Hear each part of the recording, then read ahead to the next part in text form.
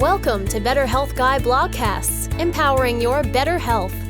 And now, here's Scott, your Better Health Guy.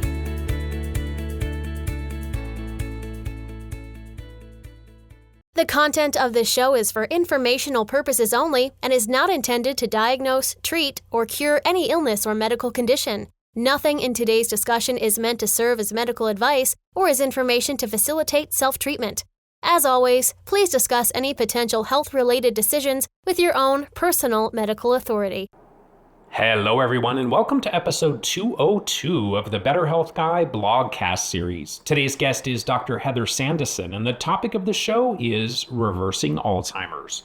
Dr. Heather Sandison is a renowned naturopathic doctor specializing in neurocognitive medicine and the founder of Solcere Health Clinic, San Diego's premier brain optimization clinic, and Marama, the first residential memory care facility to have the goal of memory recovery.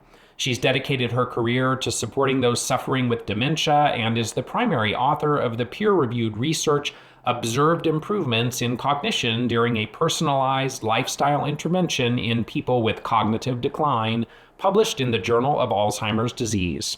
Dr. Sandison hosts the annual online Reversing Alzheimer's Summit, where she shares cutting-edge and tried-and-true insight into what is possible for those suffering with dementia. She's excited to shatter common misconceptions about Alzheimer's and share what she's learned about keeping your brain sharp at any age. She is the author of the newly released book, Reversing Alzheimer's, the new toolkit to improve cognition and protect brain health. And now, my interview with Dr. Heather Sandison. There are 6.7 million people aged 65 and over with Alzheimer's, and it's now the fifth leading cause of death in older Americans with a cost of over $345 billion in 2023 alone. Today, we have Dr. Heather Sandison here to talk with us about her new book, Reversing Alzheimer's. Thanks so much for being here today, Dr. Sandison. It's a privilege to be here. Thanks for having me, Scott. So first, talk a little bit about what drives your passion for the work that you do. Did you or a family member have your own health journey that really led to your passion for working with cognitive rehabilitation and optimization? Or was your passion today more from observation, working with your patients and then wanting to support them in avoiding the suffering that often comes with cognitive decline? Yeah, I think of it, it's like an injustice, right? I think is where I came to. I had heard over and over again that there was nothing you could do for a patient with Alzheimer's. And to suggest that you could was to do harm, was to provide false hopelessness. And so we should never do this under any circumstances. And yet then when I heard Dr. Bredeson's work and when I was in clinical practice supporting patients and watching them get better, not just once or twice, but over and over again, I saw this phenomenon of people with cognitive decline anywhere on the spectrum able to improve their outcomes and improve their quality of life, improve the quality of their relationships. And I guess I just got to this place where it was like, I saw that enough that I couldn't do anything else with my life other than figure out how to shout from the rooftops. They're wrong. It's not that there's nothing you can do. It's actually that there's this overwhelming amount that you can do. And I want to help people take advantage of Dr. Bredeson's work and all of the people who have come before me in functional medicine to help navigate this, what can sometimes feel contradictory or overwhelming or complex, and really help navigate putting these insights, this information that we've learned into action so that they can get the benefit and, yes, reduce the suffering. I grew up in Hawaii, a place very affected by colonization, right, where you could watch over the course of just a couple of generations the switch from whole foods grown in backyards to highly processed foods, and the effect and the toll that took on people's health and how they weren't showing up at neighborhood board meetings, right? They weren't effective in creating solutions for their communities. And that kind of bigger picture perspective of like, we need our elders. We need the wisdom and experience of the people who have come before us to find the solutions that are going to get us out of this mess that we find ourselves, that humanity finds itself in right now. I think we both are huge fans of Dr. Bredesen. He's been on the podcast previously, definitely a big mentor of mine as well. And I know you have the honor and privilege of working with him and doing research and trying to figure these things out. So I have to imagine that you have learned a tremendous amount from his work as well. A huge amount. Oh my gosh, I pinch myself that I get to sit in on meetings and download his genius and have him look at some of the cases that I'm seeing in clinical practice. And also Neil Nathan, my practice for a long time, I know that he's a good friend of yours as well. My practice for a long time was sort of half dementia, half mold, and having the privilege of training with both Dr. Nathan for the past decade or so, and then Dr. Bredesen for the past 7 or 8 years. I've really combined those approaches, and they both of those mentors are, one of the things I appreciate so much about them, what they have in common is their compassion. They are great humans. They are good doctors, and they are just good humans, and they want to see people get better. And both of them, they don't stop because it's hard. That just sort of like fortifies them, and they just keep going, looking for solutions, looking for answers to reduce people's suffering. And so I have, the privilege and benefit of having, learned from them and be able to pass on all of what they in their decades, between them, it's they have decades of experience and thousands of patients that have trusted their health with them. And then I get the learnings so that my patients hopefully get there a little bit quicker. You say that there are 6 integral components of a healthy brain, being toxins, nutrients, stress, structure, infections, and signaling. My perspective really has been that environmental toxicants are probably one of the biggest health negating factors in our world today. So I'm interested in which of those 6 components of a healthy brain do you find most commonly impacting your patients, or are they all equal in their contribution? Yeah. So when we did our clinical trial, we took 23 participants through the 6-month intervention, and we did testing on all of them. And what we find in most people over 65, they have toxins, right? We live in a toxic world. They have accumulated toxins. Now, what is the paramount for one person might not be for another, right? So we also have patients with, there are toxins, but is that the smoking gun? No, it's actually the traumatic brain injuries and maybe their genetic predisposition, or the fact that they have really high blood sugar. And I guess the sugar at that point becomes the toxin. But it's not always the smoking gun. Although I would agree with what you mentioned, right? That in this day and age, toxins do seem to be a big part of the reason why we have so much more complex chronic disease. The Lancet put out a commission report in 2020, in 2017 originally, and then updated it in 2020. And it's on Alzheimer's and dementia and the modifiable risk factors when it comes to dementia. So the Lancet, again, very reputable journal out of the UK, suggests that 40% of worldwide dementias could be prevented. I think that number is much higher. And there's patterns in what they suggest is these 12 modifiable risk factors. And you'll see that they fit into my 6 categories. And one is smoking, and the other is air pollution, both of which fit into this toxic category.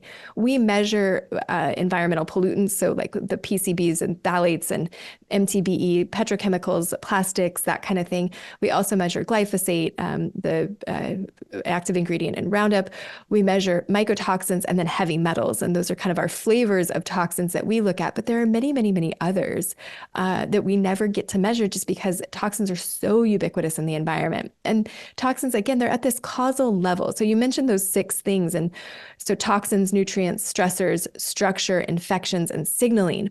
And the problem with those things is when they're out of balance, right? So when the toxins accumulate in the brain, if they can't get out because we're not getting deep sleep, they're accumulating and creating inflammatory responses in the brain and leading to dysregulation, inflammation, dysregulation, and then neurodegeneration eventually. And so what we want is to basically have toxins flowing out of the body. We can't stop them from coming in. It's just not the reality that we live in anymore. But can we make sure that we are upregulating our emunctories, or those organs of elimination, that we're doing what we have enough nutrients to help get the toxins out of the system, and then that we're limiting our exposures as much as possible. I love that when people use words on the podcast like emunctories. Maybe soon we'll talk about the extracellular matrix. I mean, that's my jam. So I wanted to talk a little bit about mold and mycotoxins. I know earlier on, Dr. Bredesen's work had talked about that being a fairly significant component or a finding or factor in many people dealing with cognitive decline.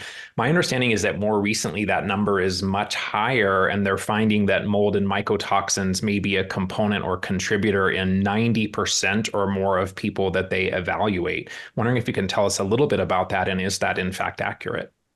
Yeah, so I don't know that I have an exact percentage of how many of my patients have significant mold exposure that are Alzheimer's patients. We tested on everyone. We use urinary mycotoxins and we tested on everyone. And I would say that 90% of people I probably test have something there. Now, how significant it is, is it off the charts? Is it really high? Are they currently being exposed? Is it what's causing their neurodegeneration? We never, Scott, part of this is that we never do one thing in isolation, right? I would never test just someone's mycotoxins and only treat that. We're looking at their sex hormones. We're looking at their thyroid. We're looking at vitamin D levels and homocysteine. We're looking at infectious burden. We're looking at nutrient balance and gut function and whether or not, they have the right microbiome. And so I sort of reject this old paradigm that there's one thing causing it. But when you start layering mycotoxins on top of heavy metals, on top of high stress and sleep deprivation, and maybe a sedentary lifestyle and a standard American diet, it's part of this mixture of lifestyle and inputs that's going to create this downward spiral towards neurodegeneration. It's just kind of sort of common sense, right? It's going to add insult to injury. Yeah, and sadly, the fact that there isn't one thing and that we often have to do several things is often the criticism that the more conventional medical people tend to use against something like the Bredesen protocol, right? Because it is complex and we do have to look at lots of different things. Let's talk maybe a little more about detox, since that's where we are at the moment. When we think about things like metals and chemicals and pesticides and mycotoxins, what are some of your favorite tools for helping people to open the channels of elimination, the emunctories that you mentioned, how to improve excretion of a lot of these toxins and get them out of the body?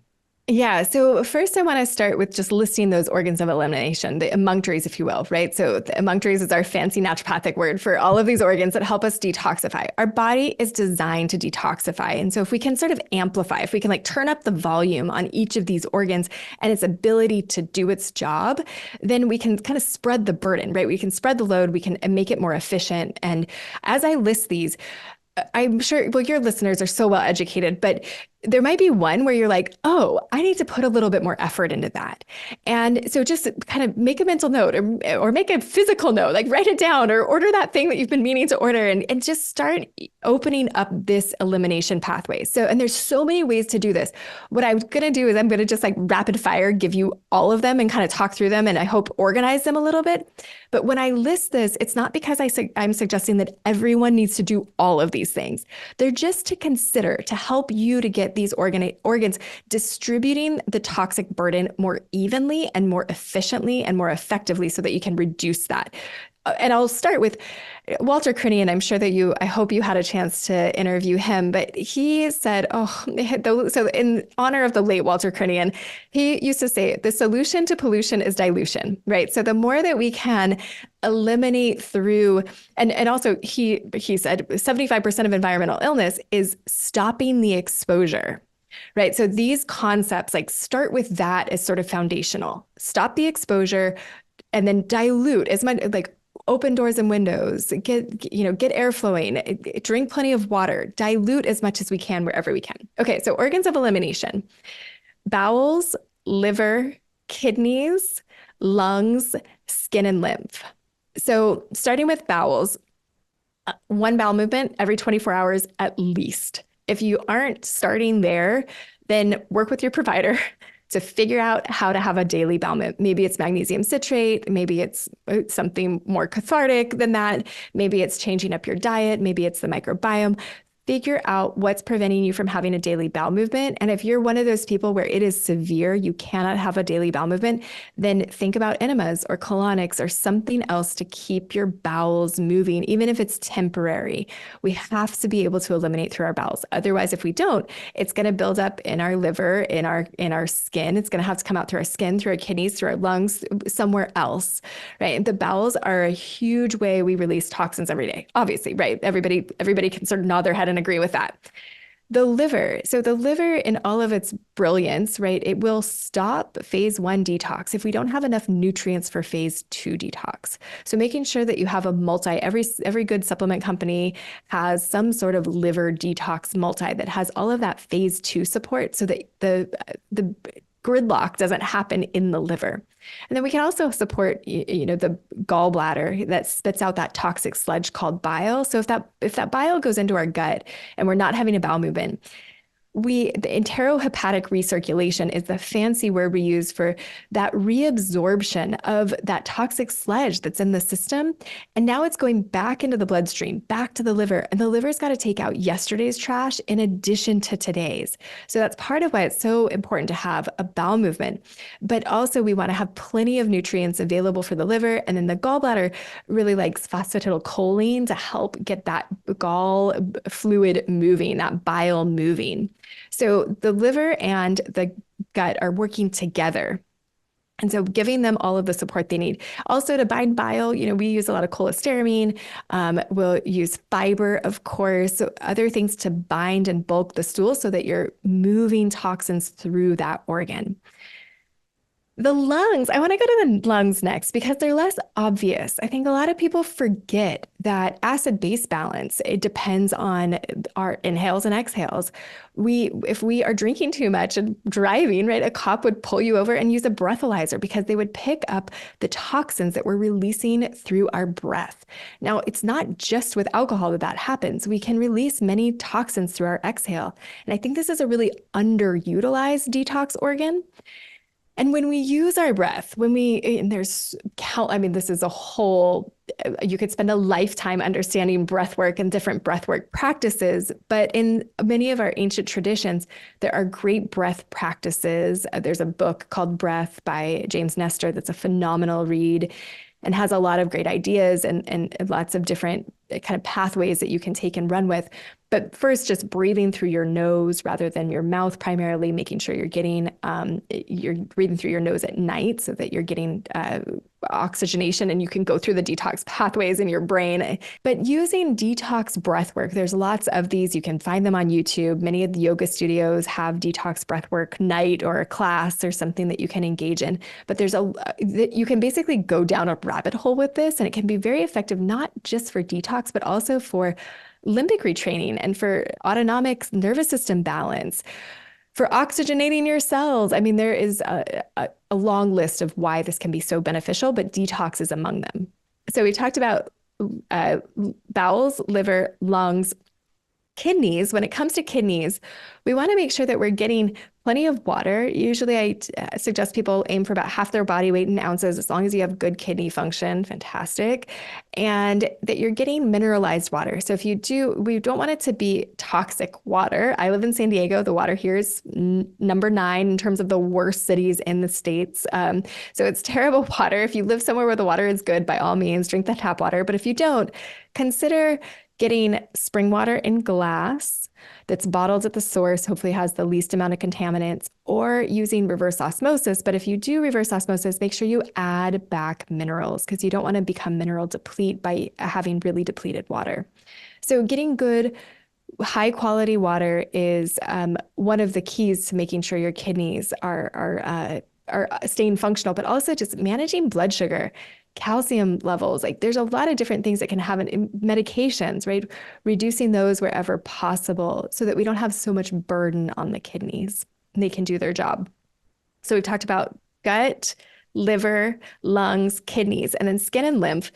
I left this for last because it's like going to the spa, right? This is so fun. You get to do lymphatic skin brushing, lymphatic massage, maybe a rebounder, chi machine, castor oil packs. There are just all of these really fun ways to increase, sit in the sauna. Um, Skin and lymph is just the best because basically you can use your health as a reason to just take care, right? It's all about self-care, I think, when we come to skin and lymph. And so it's a reminder that like when you do that, when you invest in those things like a massage, a lymphatic massage, or taking the time to dry skin brush before a shower, it's an investment in self-care and your health. And it tends to also help with that autonomic system balance and that feeling of rest and recovery that so many of us need, right? Detox, we could almost broaden that to what are we allowing into our thoughts and our mind and we can detox our mind as well. And I think some of these practices help to create that stress balance that so many of us need. That was a lot of pearls for the first few minutes of our conversation. And I think one that I always found very powerful was recognizing that we can take binders all day long, but if we're not really optimizing the bile flow and getting those toxins from the liver to the gallbladder into the small intestine, there may not be a lot for the binders to bind onto in terms of toxicants, right? And so by doing some of the work that you mentioned with the gallbladder, bitters, phosphatidylcholine, those kinds of things, we're increasing the binders opportunity to help remove things from the system. So I think that's so powerful. You talk about the microbiome in the book, and I think many people, especially in my audience, that have had chronic Lyme disease as well, chronic infections, have done sometimes antibiotics for many years. I personally never found probiotics to make a huge difference and to really move the needle to optimize the microbiome. I think takes a lot more effort than maybe we previously thought, looking at prebiotics and probiotics and postbiotics and maybe even paraprobiotics. So wondering what are some of your favorite tools that clinically have really helped people to create more diversity in their microbiomes? I think changing your diet has the most profound impact on gut microbiome. I think it's the quickest, fastest way to improve the microbiome.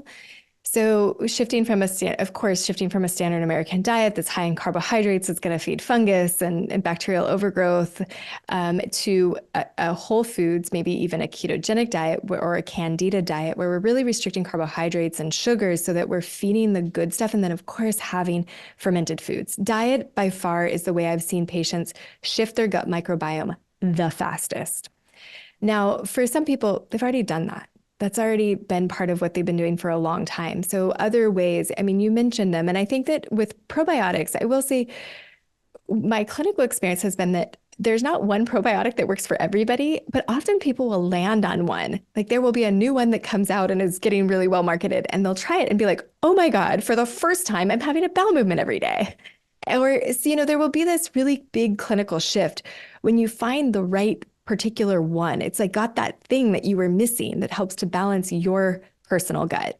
And so what I recommend, and there was a friend of mine who did her PhD in gut physiology, and basically her dissertation was on how do we get the gut to colonize probiotics. And she had a few takeaways. One was rotate all the different, what we want is variety. Variety is going to be the name of the game here. So don't take the same probiotic and buy the same one month after month after month. Maybe have a couple and rotate through different ones.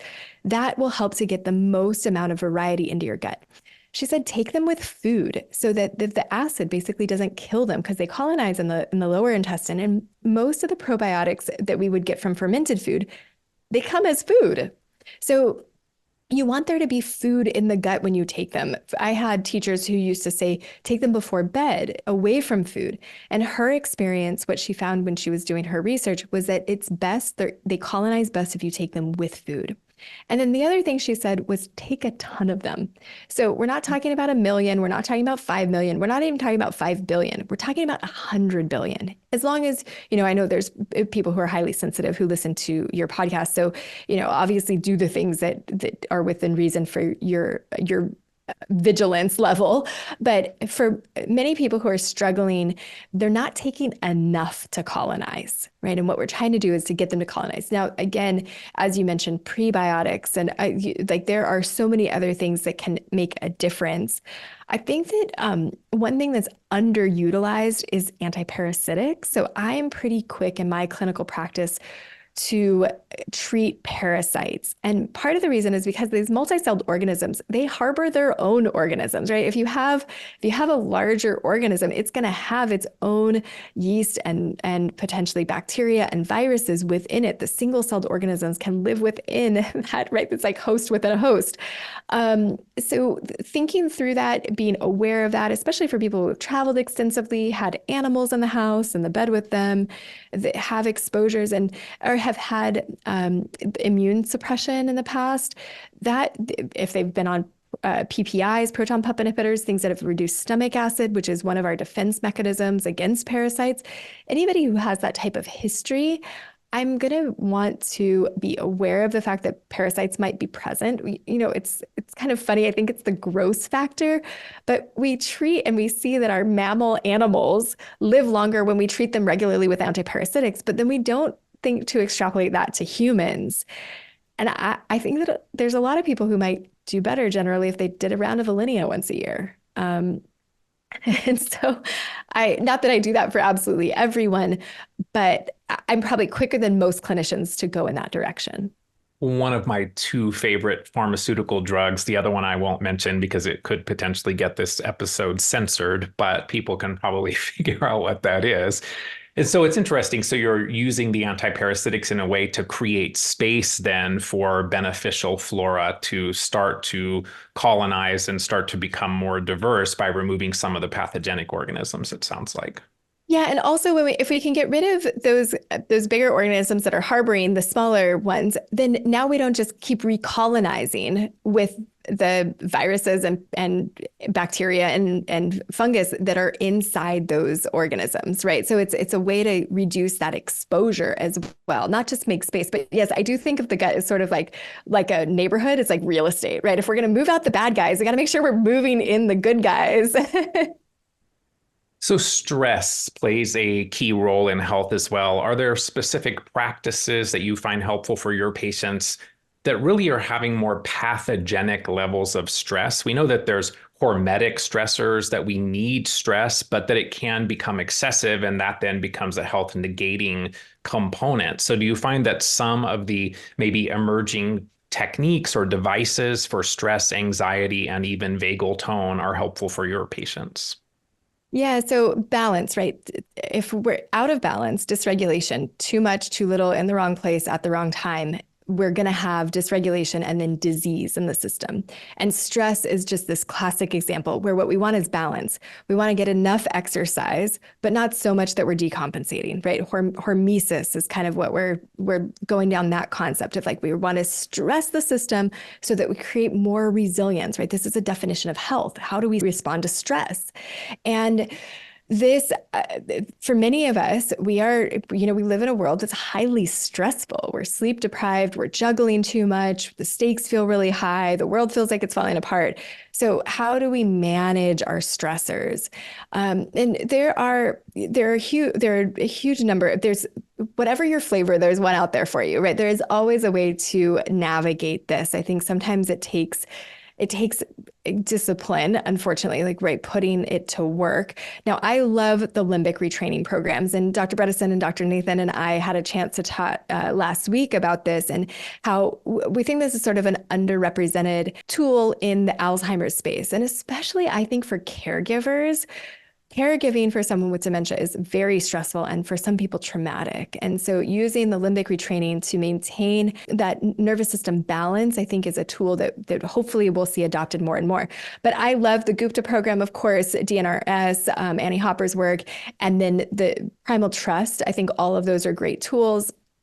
As far as dementia and Alzheimer's, there is wonderful research around Kirtan Kriya as a 12-minute, totally free. This is the Sa Ta Nama. There's a vocal component to it. There's a physical component to the hand movements.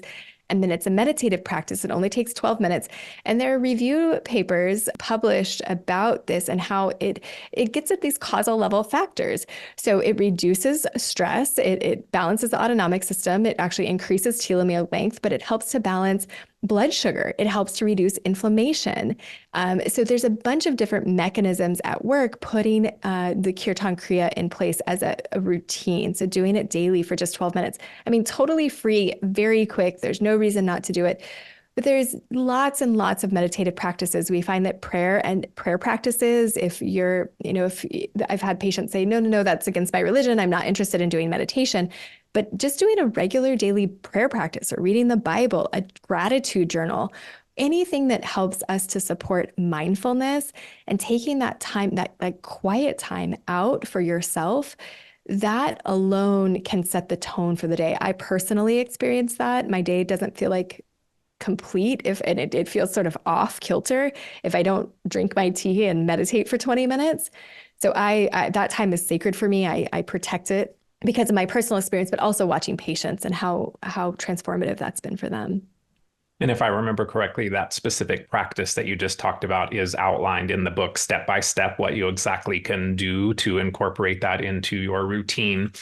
When we think about herpes simplex, primarily HSV1, it has been implicated in Alzheimer's. Everyone alive on this planet likely has this virus. So do you think that it's causative? Do you think it's more of a correlation? Similarly, we know that amyloid is found in the brains of people with cognitive decline, but we also know that it's not causative. So how do we know that viruses like HSV1 and maybe even COVID, which we'll talk more about in just a few minutes, how do we know that those are causative? And then how do you support your patients in dealing with many of these chronic reactivated viral issues that we commonly see in chronic illness? Great question. So when we talk about the amyloid, well, let's go to amyloid, right? Amyloid is very correlated with Alzheimer's, right? APOE, when you have APOE4, you have higher levels of amyloid production. It basically responds quicker to these insults, viruses among them. But when you have that APOE, you create more amyloid more quickly. That's associated with higher rates of Alzheimer's and dementia. So we know amyloid is related to Alzheimer's, but is it causative? I would agree with you. It's not causative, but it begs the question, why? What provoked the amyloid? The amyloid is antimicrobial. And so when Lyme spirochetes can do this, so we've found in the autopsies of people with amyloid plaques and dementia, there are Lyme spirochetes, and essentially the amyloid is there. It's developed to protect the brain. And so this happens with herpes simplex virus 1, it happens with Lyme spirochetes, and it also happens with P. gingivalis. And if you Google or go to PubMed and look at H. pylori and Alzheimer's, there's a connection. Right? I think that the danger here and what I've seen in some of the research is, HSV1 should be explored as the cause of Alzheimer's. No, it's one of them, right? It's one of these insults that when you stack them on top of each other, you start going in the direction of neurodegeneration. And if you're APOE4 positive, you go there quicker.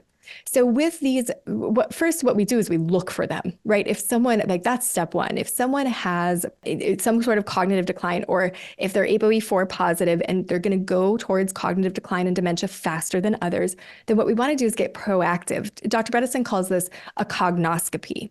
So we would want to test for these viruses. We would want to test for the bacteria. We want to have a really good handle on the oral microbiome and understand if gingivitis is showing up or latent infections in root canals or in cavitations. We'd want to know that sooner. And then what do? We basically treat as aggressively as we can. So with herpes simplex viruses, if somebody is having recurrent infections, if they're having recurrent outbreaks, then I'm a naturopath, right? We've already talked about Alinea. Again, I agree, one of my favorite meds. But I'm not shy about I don't usually jump towards medications, but I'm not shy about using the acyclovir or valcyclovir for people with recurrent outbreaks because we see a difference in dementia outcomes for people who aggressively treat and use that as prophylaxis versus those who don't. So, whether your flavor is more of the lemon balm and a little lithium and of course lysine, or if it's easier for you and your family to do the acyclovir, valcyclovir, at least having something on board for prevention and then aggressive treatment at the first sign of prodrome, I think is important. Now, if you come up as, IgG positive and you've never had an outbreak, I don't think it's as important to be treating. We want to look for it, see if there's an immune response. But what we're going to do is like, where's the smoking gun, right? What I think of them as buckets, right? Is your toxic bucket full? Is your infectious burden full? Is your nutrient bucket too low? Where are we in all of these things? And what's the most important piece for this individual in front of me? And then we can create a priority list, right? And we want to do as much of it as possible. That's when we see the best outcomes. But, I think we're constantly weighing what makes the most sense to do. Yeah, when it comes to a lot of the chronic viruses, one of the things that I've found not tremendously helpful is traditional antibody testing. But what I have found helpful in some people is looking more at the T cell responses with Armin labs or Infecto labs or something. And sometimes that can give you more of an indication of activity within the past few months. And sometimes it's really surprising when you see someone who had a history of Lyme and co-infections and that's not lighting up at all. And yet every single virus you test for is off the charts. I actually was listening to a presentation recently. I think it was on SOT from Dr. Andrew Peterson. And one of the things that he commented about was when he's treating people for HSV1 or even HSV2, that we oftentimes think that it's a localized symptom type scenario only, but that he's often surprised by how many systemic issues get better when he's treating these herpes simplex viruses. So I think viruses are so important, and really appreciate your insight on that. Let's talk a little bit more about the amyloid piece, which I heard about in 2006 from Dr. Dietrich Klinghardt, who's been my biggest mentor over the years. And his comment back then was that amyloid was the body's attempt to resolve a problem, or essentially the water to put out the fire, that it was not the fire itself. So is there value in removing amyloid if the fire is still raging, or turning off the water if the fire is still raging? Could that make the problem worse? And then building on that, is there value in removing or reducing amyloid if the fire has already been put out? Yeah, great question. And I think that I don't know that anyone knows the answer to this. What we've seen is that if you take out the amyloid and you're not addressing the root cause, for the most part, people's cognition gets worse, right? So there are drugs that remove amyloid, and the cognition outcomes are not necessarily positive, right? You can sometimes slow the rate of degeneration, but that just draws out a torturous process. You are not solving the problem. So the way in my mind, amyloid, it's a containment strategy, right? It's like building a wall around the virus or around the bacteria or around the toxin so that it doesn't harm more of the brain. It really is a protective mechanism, but that can get out of control, just like inflammation, right? Inflammation is the body's attempt to heal. It's this divine design that's about resolution. However, it can get out of control. If you have inflammation turned on for too long, the cytokines self-perpetuate. And I think that you can have a similar process with amyloid. Now, Dr. Bredesen, Dr. Perlmutter, the neurologists in this world are, they're so much smarter than I am. They would know the details and the pathophysiology, and they would be able to describe it much more eloquently than I. But I go to, like, I think what I add to this is the practical, how do we implement? How do we get this information and put it into practice so that people get the benefit of all of this great science? And there's a lot I was sharing with you before we started recording. I have such a reverence for the human body, whether it's the microbiome or the gut-brain interaction. Like I don't have this idea that I'm ever going to understand it perfectly or know it to every detail and all of the mechanisms. What I do think is that nature has wisdom, and that there are things whenever we can sort of align with, to some degree, how we've evolved, right? If we can go back to these ancestral diets, that is helpful for our health, our microbiome. When we can look at, like, okay, this inflammation and this amyloid is being created, how can we help the system protect itself? How can we help the system resolve? Contrast hydrotherapy, one of our naturopathic tools, going back and forth between hot and cold water. This basically amplifies that inflammatory process so that we can get to that resolution faster. So instead of suppressing inflammation with steroids that create immunosuppression and bone health issues and all of these other issues over time, how can we actually turn this up, just like we talked about the emunctories? How can we turn up the volume on the natural processes so that we get that resolution faster? And how can we go back to sort of that common sense natural process over and over again to get better cellular function? Suzanne Gazda is a world-renowned neurologist in Texas, someone that I have just the utmost respect for. She's talked about that since COVID, she's seeing more and more young people going from fully cognitively normal to having dementia in a matter of months or a couple of years, not several years or decades like we normally think of it. So I'm wondering what your observations have been in terms of what's changed in patients since the pandemic in terms of cognitive health. And then if we think about some of the Bredesen types, we know there's the vascular type. So in the pandemic era, how much more important is vascular health as a result of what people are dealing with from COVID? Yeah, I think what you're alluding to is that COVID basically has a slightly different mechanism, right? Two viruses. We talked about HSV1, how this triggers amyloid production in the brain and an inflammatory response basically to protect the brain. With COVID, the mechanism that's proposed here is slightly different. It's that COVID actually creates a hypercoagulable state, right? So that we're going in the direction of clotting, and that can lead to strokes and more of a vascular dementia type picture. And I have seen this play out, particularly symptomatically. Patients who have COVID, long haul COVID, got exposed to COVID, the virus, one way or another, and then ended up not being the same after, right? Brain fog, not always just brain fog and memory issues. And their memory issues tend to be less sort of specifically like dementia and Alzheimer's have this pretty classic, like I can't remember words. I lose my train of thought. I'm more easily overwhelmed. There's sometimes some behavioral changes, personality type changes.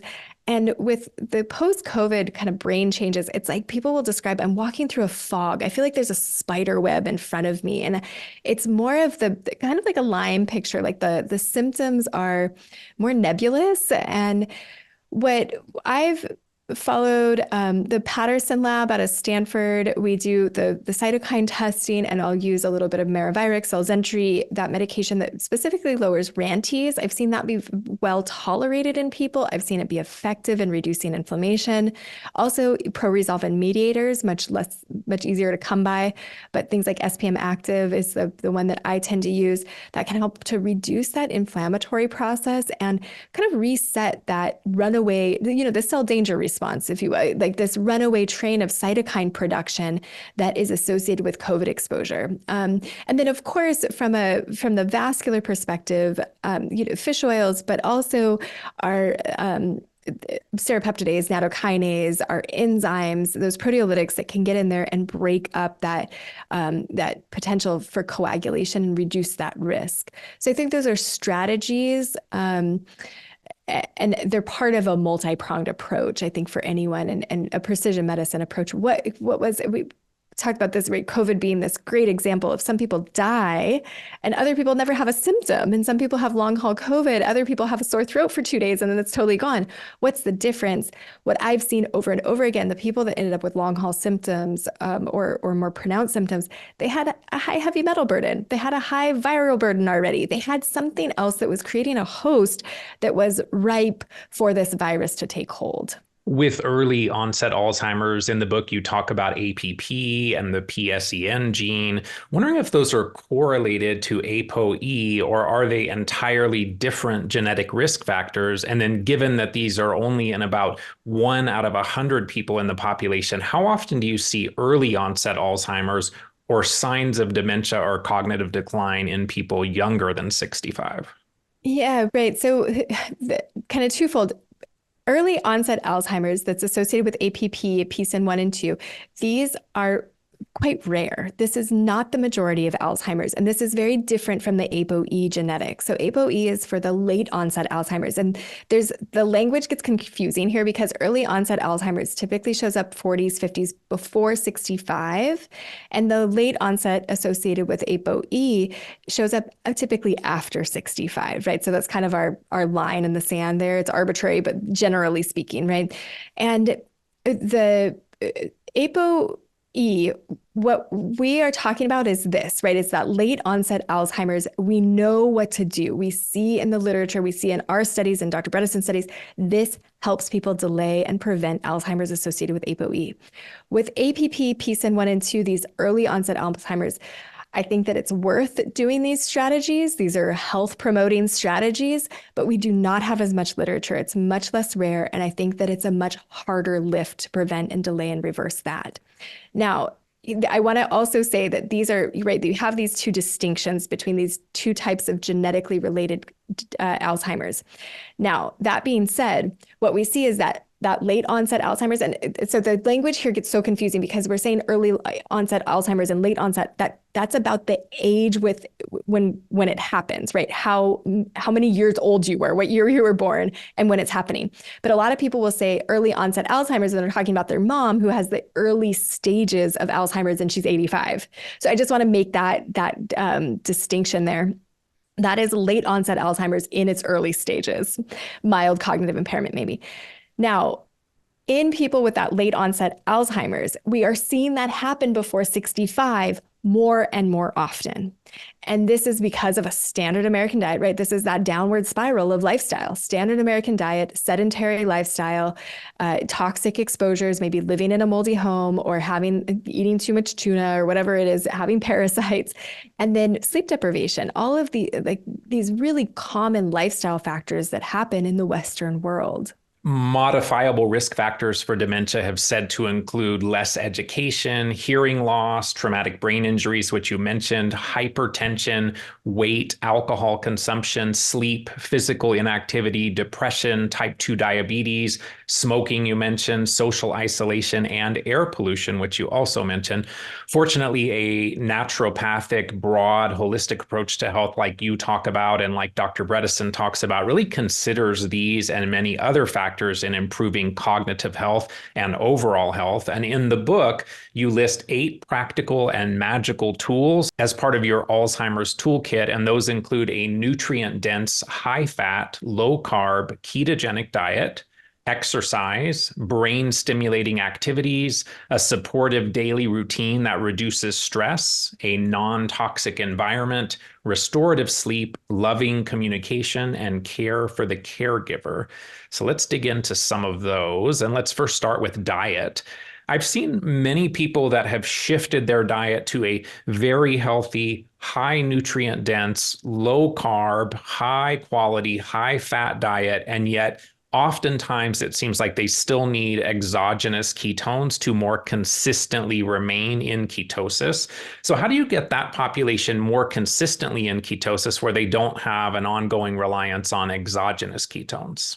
Yeah, so typically people become pretty keto adapted and I think a high fat diet, right? Oftentimes there's all kinds of things that we mitigate here, right? And people have all kinds of challenges. Keto is where we get the vast majority of the questions. And so with my patient population, typically women over 65, and we're concerned about frailty. So we want to make sure this is a high calorie diet, not a low calorie diet. It's a low carb diet. And then we're also using exercise to keep the muscle mass on and maybe shift the body composition. So that shows up. I'm having trouble getting into ketosis. Sometimes intermittent fasting will help to get people consistently into ketosis, but we run into that frailty issue, right? We don't want too much weight loss. And so we're always balancing multiple things here, but getting into ketosis, we can add intermittent fasting, we can add exogenous ketones, and I don't see a reason to not do that long-term. And particularly for someone who's not ready to be fully carb restrictive, you can add ketones, you can add MCT oil, you can add coconut oil, the backbone, coconut oil and MCT oil turn into beta hydroxybutyrate, or that ketone that our brain will burn as fuel. And so you don't have to go all the way, although I would love for people, I'm hesitating a little bit because I don't want to send the message that don't go into ketosis. But if you're not quite ready to fully jump into that, there are people that get the benefits just from adding the exogenous ketones. Now, staying in ketosis, I actually don't recommend that people stay in ketosis forever. I think that we get benefits of metabolic flexibility going back and forth. And I get the practicalities of I'm going to Italy for a week and I want to enjoy the food, or I'm going to a graduation or Thanksgiving and my in-laws are cooking and I don't want to be that pain in the ass guest who's coming and showing up and has to eat my own food. And so I think that it's normal to go in and out of ketosis. We go through airports, like stuff happens. But then getting back into ketosis when we have more control and we're in our own environment is important. And I think that what I've seen clinically is that when people go back and forth and when they fully commit, they get their fats up. Some people, as they age, the over 65 crowd remembers that food pyramid from the 80s and 90s that was lots and lots of grains and afraid of fats. And so we have to retrain that so that we're not getting low calories, that we're not restricting fats and carbs because we're afraid of the fats, and really get the fats up. And that will help give us the substrate for ketones. There's so much we could talk about here. I think I want to mention the Ornish paper that came out in early June, which was a lifestyle intervention. And the conclusions were, I mean, it just gave me chills. It was really exciting. And I was disappointed, of course, that he did not mention Dr. Bredesen. But still, what they did was a 5-month intervention, and it was the first randomized control trial. And the conclusions that they drew were that I want to read this specifically, that comprehensive lifestyle changes may significantly improve cognition and function after 20 weeks in many patients with mild cognitive impairment or early dementia due to Alzheimer's disease. This is a really big deal because it's the first randomized controlled trial to draw this conclusion. And the improve part is important because the medications that are available do not improve the cognitive capacity of anyone. What they do is they slow the rate of decline. And so this is an improvement. Like, this is really meaningfully important. And this is after only a 5-month intervention. Now, the reason I bring up this study right now when we're talking about ketosis is that what they did was a vegan diet. So you don't have to get into ketosis to improve cognition. I think that it's important. I think that there are reasons why it's particularly brain healing. But I think the ideal diet, if you want to reach for the ideal, would be to go back and forth between a plant-based diet and a ketogenic diet, in my mind. Get in and out of ketosis. When you're not in ketosis, eliminate all processed carbohydrates, all processed foods entirely, but add starchy veggies, things like sweet potatoes, seasonal fruits potentially, and then go back into ketosis and go back and forth and back and forth. And that would be the best diet. This is kind of an ancestral diet, right? This is what, our ancestors did not consistently stay in ketosis. They didn't consistently stay in glycolysis. They went back and forth because we didn't have blueberries available 365 days a year. What was consistent about that diet was inconsistency. It was that some things were available in the fall and other things were available in the spring. And so I think that probably will turn out to be the best brain healthy diet. And then getting into ketosis all the time, in my mind, is not the goal. It's the metabolic flexibility and keto adaptation so that when you go to get back into ketosis after taking a weekend off, you actually get there much quicker. Instead of 72 hours, you're back in ketosis after 24 hours. Unfortunately, our ancestors didn't know how to make the sweet potato fries. So you talk about the importance of fats that can then be metabolized into ketones. I personally put 3 tablespoons of fat into my morning power shake. Wondering what some of your favorite fats are for supporting the brain, for supporting the myelin, our nervous system, our nerves, the membranes of our cells. And then are there some with cognitive decline where some fats may be contraindicated? So if we have APOE 4.4 or maybe 3.4, do we need to be careful about too much fat? Yeah, I'm a big fan of Dr. Mary Newport's work around ketosis and the benefits for brain health. You may have heard of her story. She supported her husband who was diagnosed with Alzheimer's, gave him coconut oil, and watched his MoCA score basically go up over a matter of days. And so there is a lot of research on ketosis for dementia. Again, I don't think it's the only way to get benefit, but I do think that it has particularly healing benefits. In coconut oil, we've talked a lot about the microbiome, the oral microbiome, the gut microbiome. Coconut oil has not just MCT oil, which that medium chain triglyceride is the backbone for beta hydroxybutyrate, a ketone that we can burn as fuel, but it also has lauric acid in it. And that can help with the oral microbiome, oil pulling. We can use coconut oil for oil pulling, which I'm a fan of because we know that gingivitis can trigger amyloid plaque production in the brain. But also as we swallow coconut oil, this can help to balance the microbiome in the gut. It's mildly antifungal and mildly antimicrobial. And so we get that benefit with using the whole coconut oil instead of using just the MCT oil. But phosphatidylserine, phosphatidylcholine, of course, eggs that have choline in them, so beneficial for brain health. Avocado oil, of course, our olive oil. There was a recent olive oil study that consuming some pretty small amount, like a very normal amount of olive oil, reduces your risk of dementia by 30%, right? So we can definitely put these foods to work as medicine. And I think fats are the substrate, right? You mentioned the myelin sheath, right? Our brain is made out of a ton of fat. We need enough of it. And we want to avoid.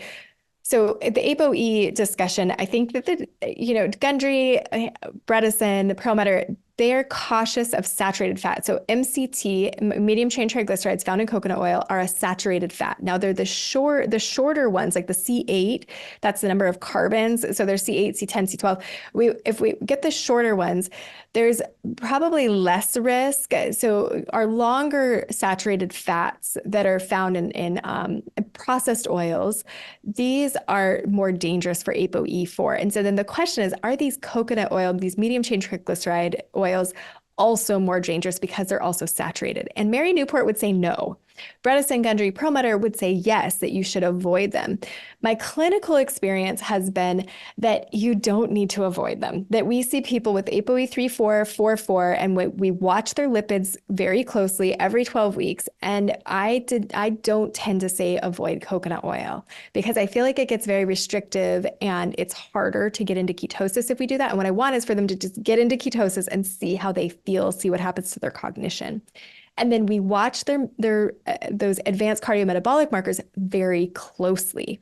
And we see Lp(a) improve, we see HDLs improve, we see LDLs improve. And so I think that as long as you're working with a provider and you're watching your lipid panels closely, that you can have some coconut. And then if it's not going well, try taking the coconut out and see what happens. But I don't think that there's increased risk based on my clinical experience. All right. I had a tablespoon of olive oil this morning, so I'm on a good path there, I think. Olive oil is one of the most contaminated products. It's like honey and olive oil. They have the most counterfeit products on the planet. And so I'm always like, make sure you know your farmer, know where your olive oil is coming from. I've seen some people with very high lipids, including high ApoB, which I don't know that we always even look at. I would say most practitioners maybe don't even order that. I see people with elevated small density LDL as well. Maybe they've already done red yeast rice, which has its own potential problems that I know you talk about. Maybe they've done bergamot. Maybe they've done other things for lipid balance, but still are not in a normal or healthy range. So how do you approach balancing lipids, particularly in those that have these kind of recalcitrant ApoBs and small density LDL? Is that something where you would then move to a drug? Can we do it naturally? And then maybe broadening that out just a bit. When do you consider high cholesterol to be more pathogenic versus potentially supportive in terms of serving as a raw material to create hormones and other restorative, regenerative materials in our body? Yeah, so I don't aim for a total cholesterol under 200. I always am running an ApoB. I'm always running SDLDL, always running Lp(a), Lp(PLA2. So we're looking at these advanced cardiometabolic workups and especially those lipid panels. We want to know not all cholesterol is bad, as I think you're alluding to, but is it high risk for developing atherosclerotic plaques? Are we going to put somebody at risk of vascular dementia because their cholesterol is elevated? So the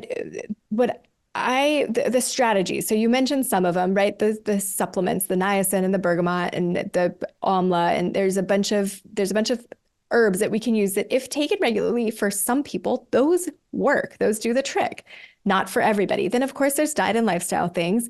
If you have that familial hypercholesterolemia, no matter what you do, no matter what you eat, sometimes we can never get that down. And then we go towards the drug strategies. I've already mentioned cholestyramine as a binder. Cholestyramine is called cholestyramine because it was designed to bind bile and reduce cholesterol. It's not that good at it, but it can move the needle somewhat. And so I do have patients who take cholestyramine to reduce their lipid panel, to basically optimize their lipid panels. And sometimes that's enough. Between bergamot and diet and exercise and some cholestyramine, we keep them in range. I am becoming more and more a fan for those people who have, they don't want to take a statin. Their cholesterol levels are up. Their total cholesterol is up over 300, 350. I'm nervous about it. I don't want to be responsible for them having a cardiovascular event or a stroke. And so Zetia, this is something that reduces absorption. So this is an alternative to a statin that reduces the absorption of cholesterol. And I think the studies have mostly been on a statin plus Zetia, but bergamot plus cholestyramine plus Zetia is another basically alternative. And then we can continue to watch those lipid numbers and see if that gets us into the range that we're looking for, that cardiology and primary care and everybody's comfortable with. I think when there's family history, right? My dad died in his 50s and I want to be around for my grandkids. There can be a big, an emotional sort of investment in, like, I want to make these numbers work. And I get that. And I want to be supportive of that. Now, statins, I think there's also this conundrum that comes up in many families dealing with Alzheimer's is my mom or my sister's in charge of my mom's medical management. And I don't want her on statins, but my sister's husband is a medical doctor and he thinks that it will kill her if she comes off of them. Put her on CoQ10. Right? Like, do what we can to manage the risks associated with statins. Think about doing Crestor instead of Lipitor, right? Like, there are ways to reduce the risk associated. And I think being stressed about not having control, that's worse for your health than just kind of working with them to figure out how to manage those risks. Because it's really challenging in the dynamics that come up in families when we're so certain, like, that's the wrong way to do it. And then someone else is so certain, no, if you do that, you're going to hurt them. And I think that there are ways to come to solutions and compromise. And especially in this realm of the cholesterol, because we have a lot of tools in that tool belt. So let's build then on the lipid conversation and talk about plaques in our arteries that can impact cognition, can lead to other serious health complications. We can do things like a coronary arterial calcium scan, but now we can also do things like Clearly AI that can look at soft plaques that maybe have not yet calcified. So when you use these tools that are available to us now, how often do you find that there is a need for therapeutic intervention relative to plaques? And what are some of your favorite tools for removing or reducing either calcium or soft plaques in our arteries? Are we talking about nattokinase or serrapeptase or EDTA? Or what are some of your favorite blood flow and vascular health optimization tools? Yeah, arterial sil is another one. I don't tend to use EDTA these days. I'll use a little bit. The Interface Plus product that Neil Nathan talks about, we'll use as a biofilm disruptor and also potentially to clear some of those calcium plaques out. But I don't tend to use as much of that because most of my clientele, most of my patients it's women over 65, and I'm worried about their bone health. And so as much as possible, I try to stay away from chelating agents. If we're going after metals, I love the IMD product from Quicksilver. I think that does the trick there. And then when it comes to the plaques and that kind of thing, arterial sil, the lifestyle pieces, of course, the fish oils, yes, the serrapeptidase, nanokinase, is it Buloki? I never know how to say that word. Yeah, that's one of my favorites. A lot of people will notice that those can open up biofilms.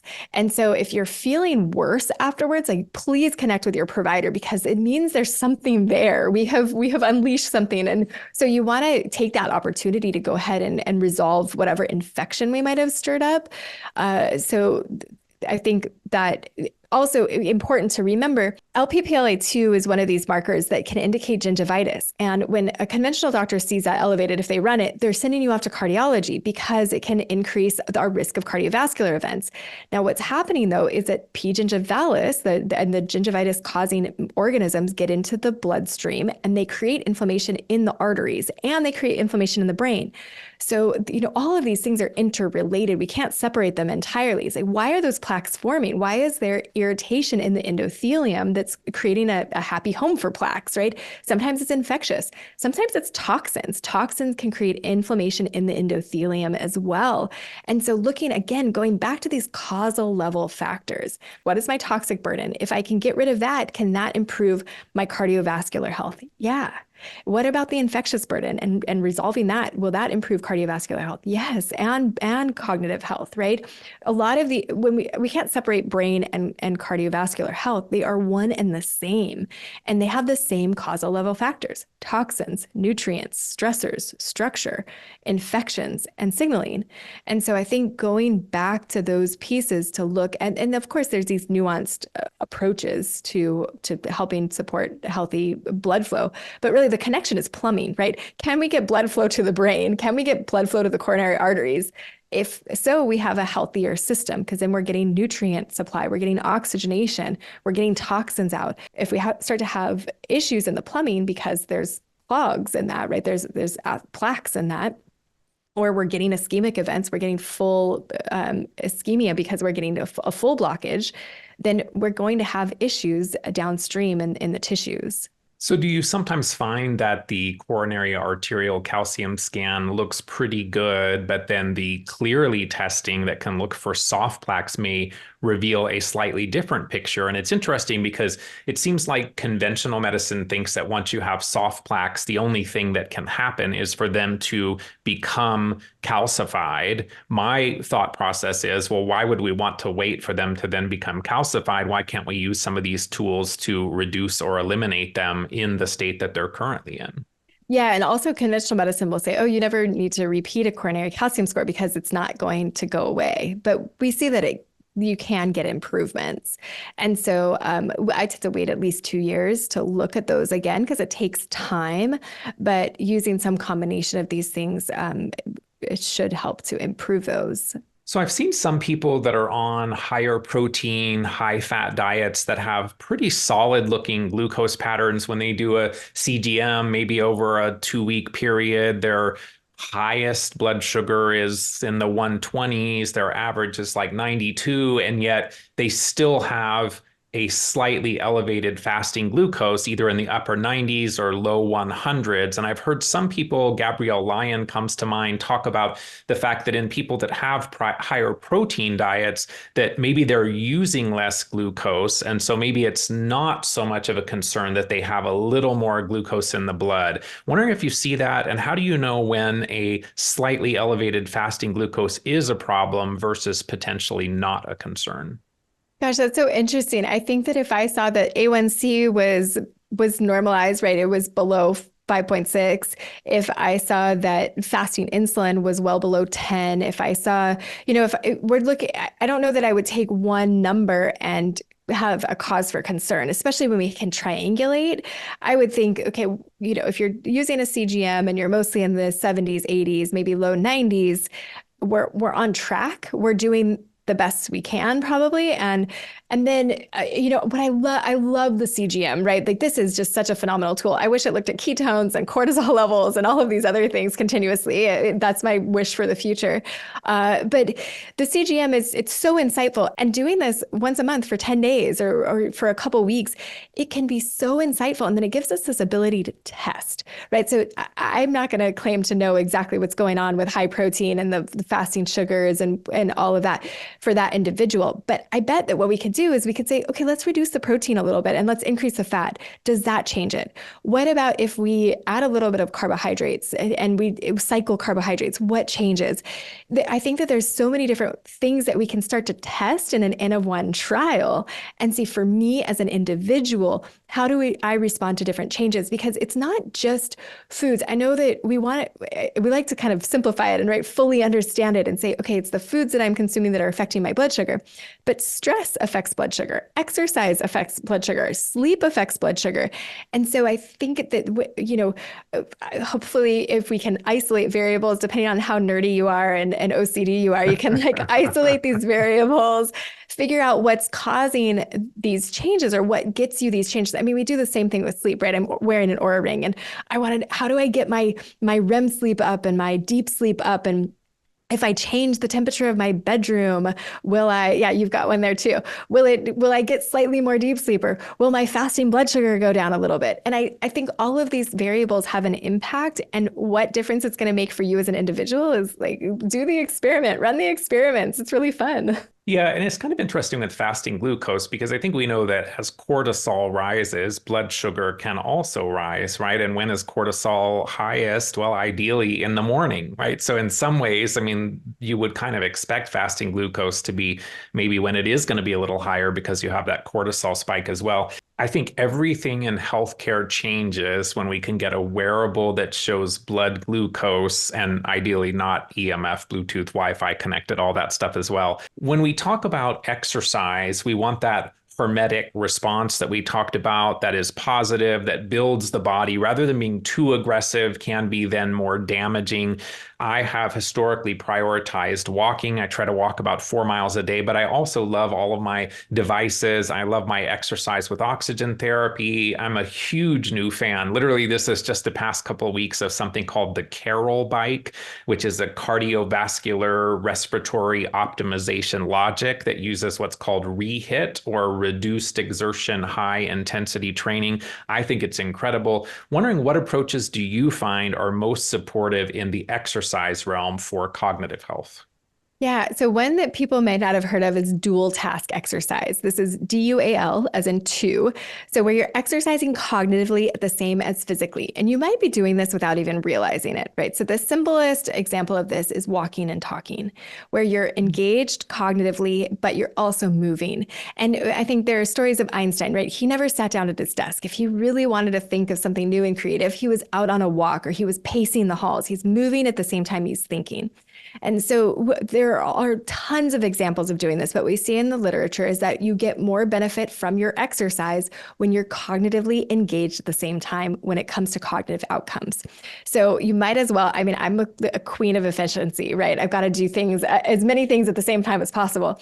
And so if we can, going to a class where you're cued by an instructor, a Zumba class or a Pilates class or a ballroom dancing class where you're cued by the instructor, and then so cognitively, you have to stay engaged and physically you're engaged. Now, ballroom dancing, you start to check multiple boxes because there's social engagement, there's cognitive engagement, there's memory. You've got to memorize the steps. There's musical, the music, the auditory parts of our brain are lighting up with the music.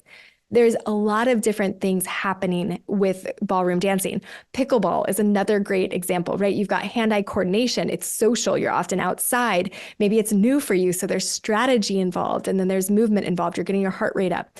So there's lots of different ways to do this. And sports, I think, and fun, of course, having fun is one of the most important pieces of this. We learn better when we're having fun, when we're under less stress.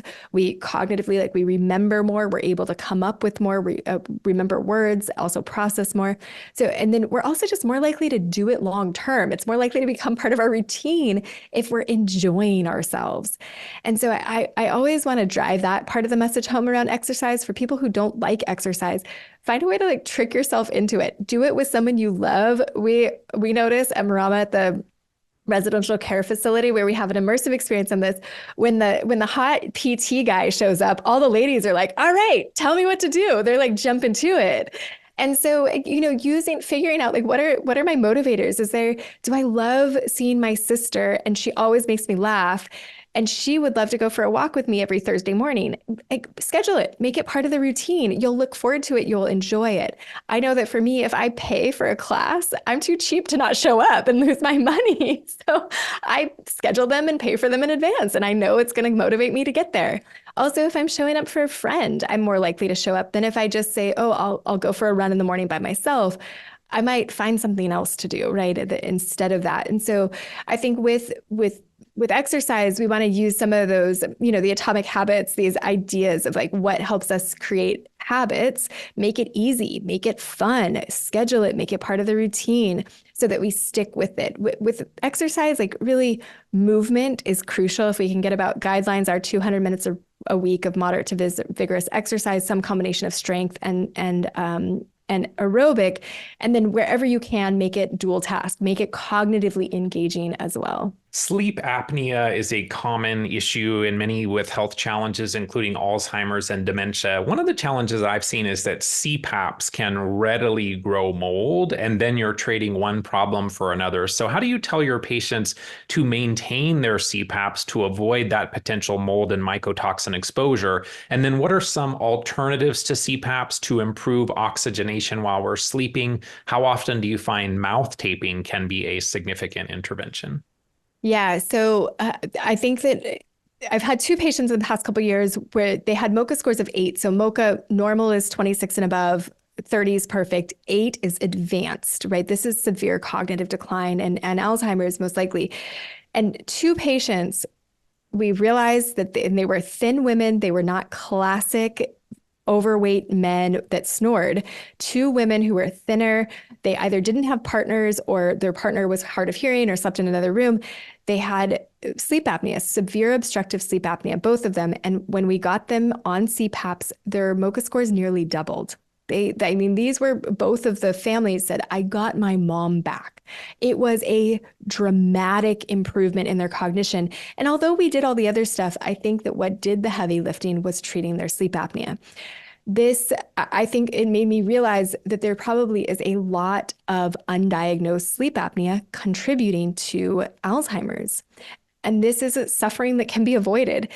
What it takes is advocacy. So you asked about cleaning. I think this is a really great point that you bring up is what if it's moldy? What if our CPAP is moldy? And so there's different ways to do this. I refer back to the manufacturer. There's lots of different types of machines, but I think keeping your machine clean, making sure that's part of the weekly routine or daily routine, whatever it is that machine that's recommended for that machine, and then taking it in, having it tested, getting them repaired and getting them replaced regularly. And this becomes a chore, but like make friends with your sleep doctor.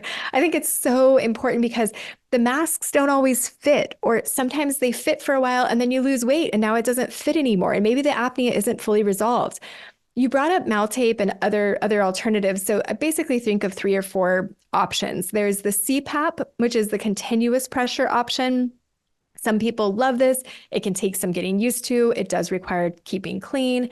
Some people prefer the APAP, the alternating pressure. This basically doesn't have that same continuous pressure, and it seems to be more comfortable and allows people to go to sleep more easily. It's a little bit easier to get used to, and some people will call it the Cadillac of apnea devices or CPAPs. There also are travel versions. There's one that comes with a little pillow instead of having to wear a big mask. There's some that come with a mask that goes up over the top, some that go to the side. And so there's lots of different types of devices, and if you don't love the one that you're using, find one, keep trading them out until you find one that you like, because it's so crucial that your airway stays open, that you get oxygenation to your brain at night. Now, there are oral devices as well, and typically you want to go to a dentist who specializes in this, but there are ways to keep the airway open at night using a mouthpiece. Mouth tape, again, I think very underutilized, but popularized by Breath, the book Breath and James Nestor. I think that the literature suggests that we can treat mild sleep apnea with mouth tape, probably not obstructive sleep apnea, but mild sleep apnea can be treated with mouth tape. We also see improvements in allergies and anxiety and cognition, of course, but mental health generally. So I think that we need to breathe through our nose at night. There are so many reasons why we don't. A lot of it is because we tend to eat softer foods. So our palate and the bones of our face are not designed to have more soft foods. And so the more that you can crunch and eat harder foods, our ancestors gnawed on bones and bark and all kinds of things for hours and hours each day to get enough calories. And we don't do that anymore. We can get a lot of calories in very soft food that doesn't require chewing.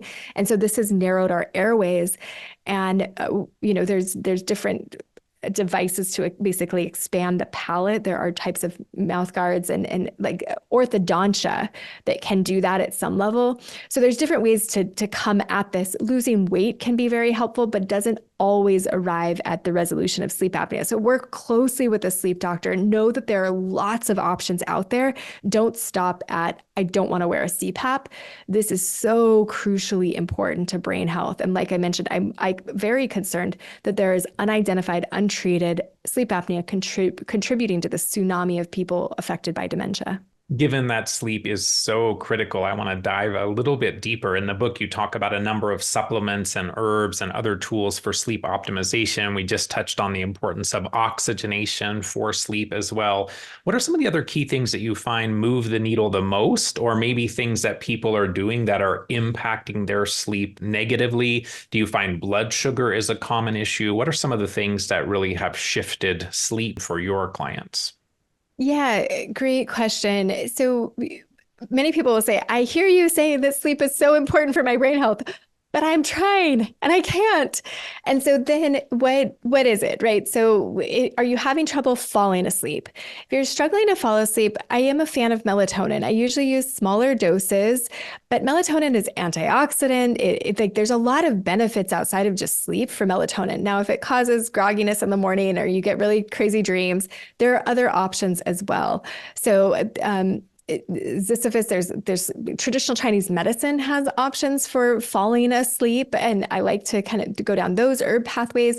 Or we can use things like lemon balm, like theanine, taurine. There are herbs, poppy, and then also the amino acids. So sorry, I started listing those together, but there's herbs that we can use like poppy and lemon balm and a valerian.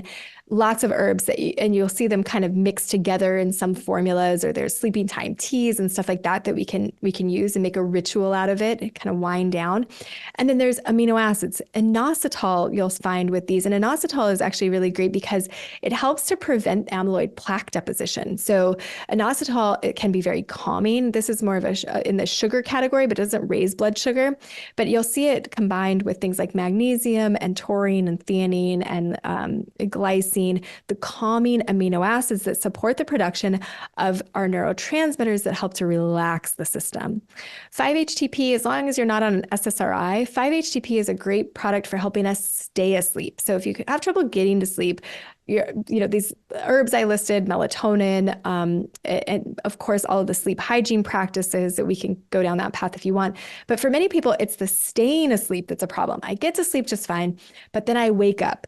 Cortisol, we talked a little bit about cortisol, phosphatidylserine, and there's a product called Serifos that I really like. That can help us to metabolize cortisol. And for many people, that will help us to stay asleep longer. Also, 5-HTP, so melatonin helps us get to sleep. Serotonin can help us to stay asleep, and 5-HTP can be the backbone for that serotonin production. Just don't take that if you're taking an SSRI or an antidepressant. Talk to your provider before you jump on that one. I'm also a big fan, Christine Schaffner, I'm sure you know her. She created a product called Somnium, which is a topical GABA cream that I personally sleep much better when I use. And that's nice because you don't have to swallow anything. You can just apply a cream at night. So if somebody has a pill fatigue and they're already swallowing too much, that's a great option as well. Lion's mane is another great one. I mean, the list just goes on and on here. There are so many things. I'm a huge fan of Honopure, the Honokial product. It's a magnolia bark that you can take before bed, also can be beneficial for sleep. There are lots and lots of things to try. So if you feel like you've tried them all, take a look at the list in the book. Hopefully you'll find something unique there that might help you get some better sleep. Getting in a meditation practice before bed typically will help with sleep. It might not help the first night, but a consistent practice will reap rewards, certainly. And based on Neil Nathan's latest book, The Sensitive Patient's Healing Guide, for many reasons, I've become a fan again of Epsom salt baths. And with the magnesium, that could be another nice one for sleep, but it also helps sulfate deficiency and balancing oxalates and whatnot. Starting to feel like that's a tool that's so simple and very much underutilized in many chronic illness protocols. Agreed. How much do you feel that genes play a role in Alzheimer's? We know about APOE, we know about APP, PSEN, some of the others that you talked about earlier, and that they're not our destiny. So do you think genes are more key or more causative, or do you think that it's more the epigenetics and that our genetic expression is determined and influenced by our environmental influences? And then when do you think we'll move away from looking at SNPs and the potential for problems with detox, with blood flow, with so many other things, and to tests that actually are exploring how a gene is currently expressing? Yeah, so ApoE, we know this is absolutely it increases risk for Alzheimer's, right? And I think even 10, 12 years ago, I had patients saying, well, why would I even test that? This is a single nucleotide polymorphism. It's a SNP, so it's a very simple genetic test. This is not, you don't have to go to a genetic counselor.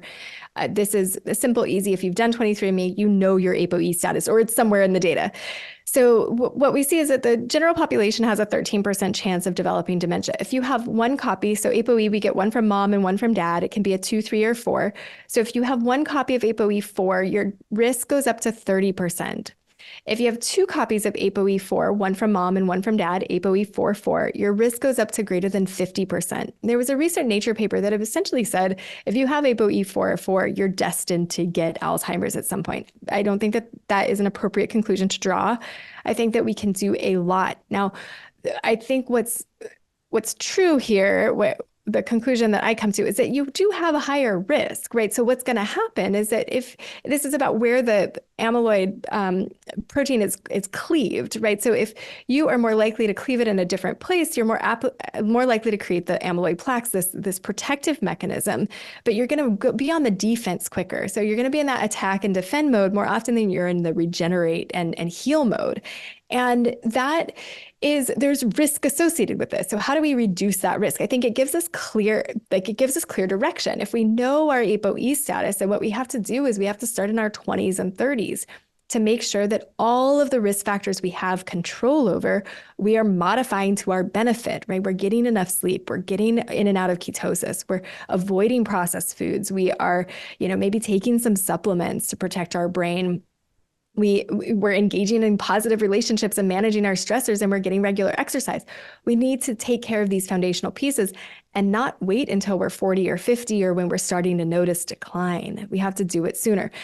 So that's kind of my answer to how much of a role are genetics playing? They play a role. They're part of the picture. They certainly can put people at risk. We need to do more.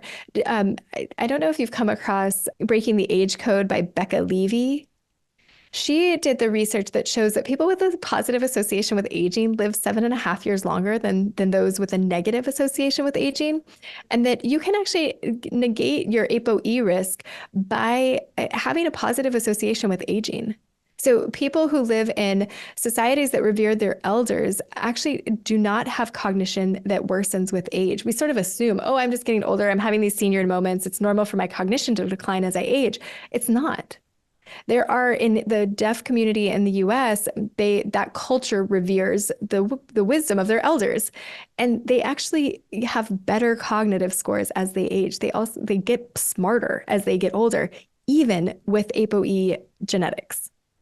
So there's something going on about how we think of aging and how, just what we expect. And so there's that's a whole nother piece of the puzzle. But you also asked about single nucleotide polymorphisms, detox pathways, and kind of I think of Bob Miller as kind of being like the expert in this and really good at the nuances. Of course, Paul Anderson as well, and looking at these.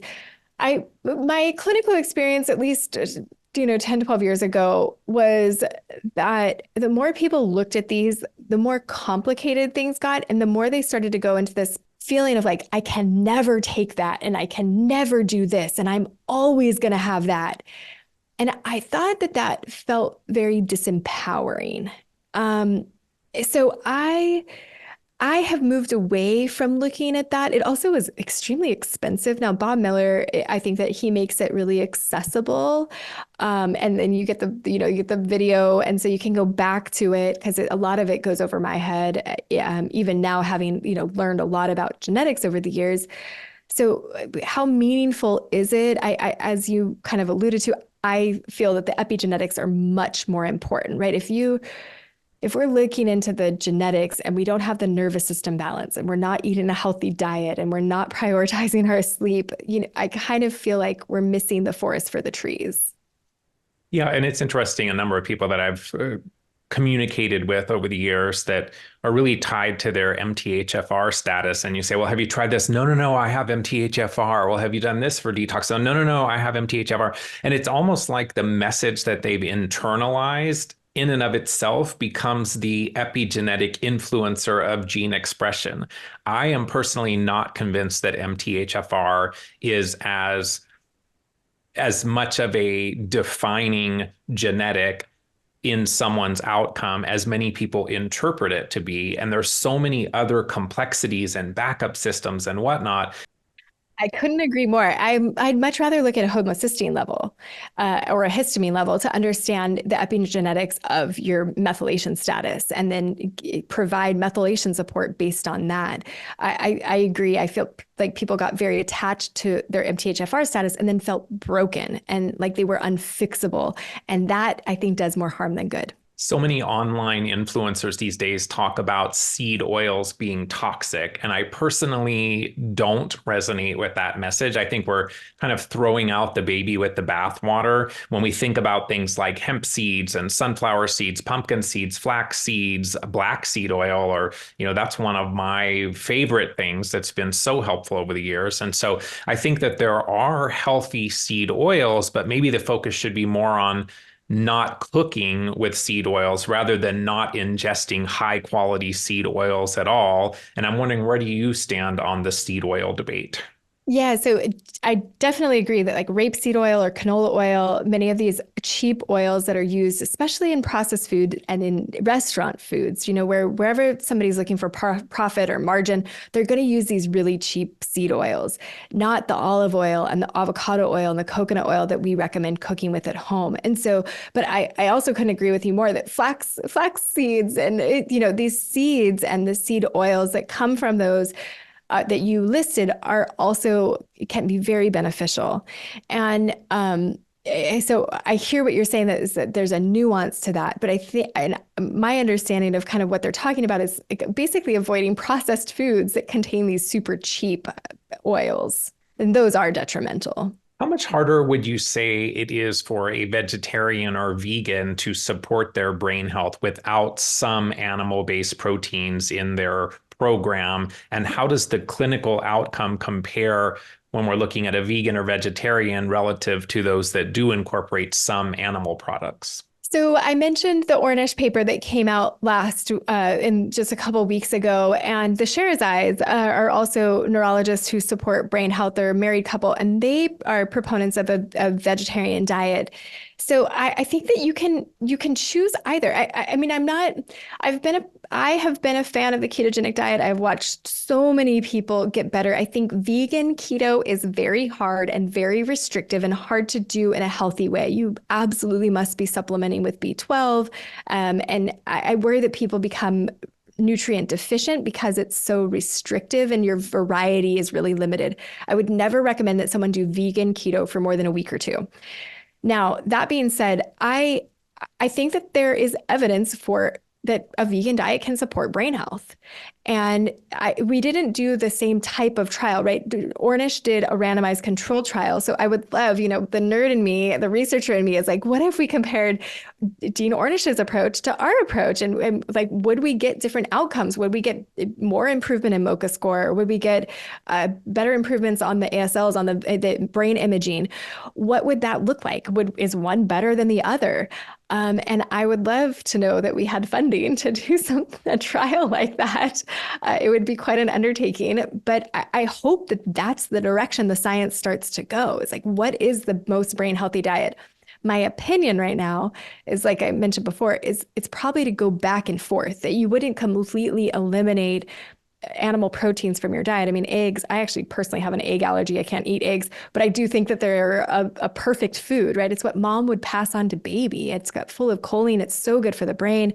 And I think when you completely eliminate all animal protein and you go vegan, you end up with deficiencies over time. And so if you can go back and forth, I also think a vegan diet is the best diet for the planet, right?